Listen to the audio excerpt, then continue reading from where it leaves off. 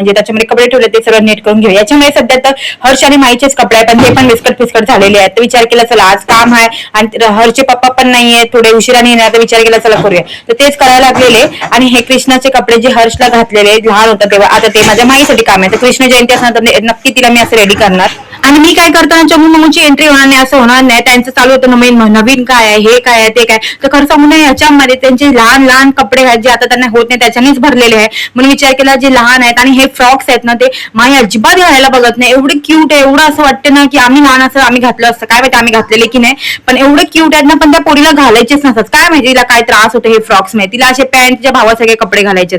मला तर ते फेकायची म्हणणं. आणि खरं सांगणं हे माझ्या मैत्रिणीच्या मुलीचे आहे, तिच्या मुलींनी पण नाही घातलेले आणि नवीनच होते म्हणून तिने मला दिलेले. त्यामध्ये सापडलं हे स्वेटर. हे तर मी हरसाठीच घेतलेलं, पण त्याला त्या टायमाला मोठं होतं त्याला म्हणून घातलं होतं. पण आता त्याला एवढं आवडतं आणि त्याला हे माहिती आहे की नाही स्पोर्ट बाईक असते ना त्या म्हणजे युज करताना तेव्हा घालतात हे त्याला माहिती आहे, म्हणून ते घालून एकदम हिरो बनणार. आणि माझ्या माईने छोटे छोटे चप्पल जे तिला मी घेतलेले पण ते आता सगळं तिला येत नाही, त्याचं दुकान मांडून ती बसली होती. फटाफट ते आवरून घेते. खरं सांगून हे भरपूर दिवसापासून मला करायचं होतं पण काय टाइम भेटत नाही, शेवटी आज टाइम भेटला. आणि हा जो बॉक्स आहे ना ते युज नाही कपडे आहेत ना त्याचा आहे, तो मी बांधले आणि त्यांना बोलत होती आता चला आपण ह्या बॉक्स घेऊन गावी जाऊया.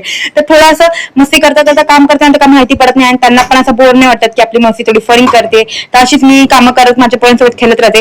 चला हा न्यू ड्रेस आहे, न्यू म्हणजे लहान होती तेव्हाच तो आता तिला यूज आला कारण की त्या टाइमात तिला मोठं होतं आणि ती अशी बघत होती तिला खूप आवडला आणि ह्याला पण रेडी केला. हा तर हिरोज बनत राहतो, कधी पण स्टाईल मारायला काही कमीपणा करत नाही. आणि आमच्या माईचं काही सांगू शकतच नाही बाबा, ती एवढी खुश झाली न्यू ड्रेस घातल्यापासून. कुठेतरी आता तिला समजायला लागलं नवीन ड्रेस जुने ड्रेस, याच्यामुळे तिला समजायला लागला आणि ती एवढी खुश होती हा ड्रेस घातल्याच्या नंतर. असं मग आज गुरुवार आहे विचार केला आणि गेल्या 5 दिवसापासून ना काय मग देवपूजा वगैरे काय होत नव्हती म्हणून आज विचार केला चला मंदिर वगैरे साफ करूनच मस्त आज देवपूजा करून घेऊया कारण की आज गुरुवार पण आहे.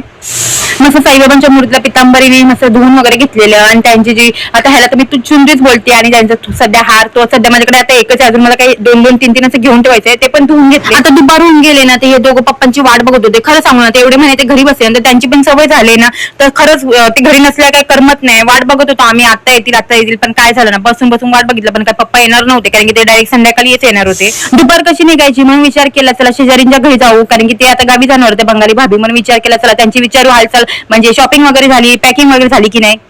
सध्या ही भाभी डोक्या हात घेऊन बसलेली कारण की ते पासवर्ड वाली बॅग म्हणजे स्मार्ट बॅग असते ना पासवर्ड वगैरे विसरून गेलेले आणि हेच त्यांचा गोंधळ चालू होतं. खरं तर या बॅगेचं खरं माझ्यासोबत पण असं काय झालेलं असं तर यांचं चालू होतं इथेच खलमल आणि तिथे माई त्यांना हैराण करत होती म्हणून त्यांनी विचार केला चला या ड्रम मध्ये टाकून देऊ त्याच्यामध्ये ती घाबरणार. पण आमची मम्मू काय घाबरणार नव्हती, ती याच्यामध्ये अजून एन्जॉय करायला लागलेली.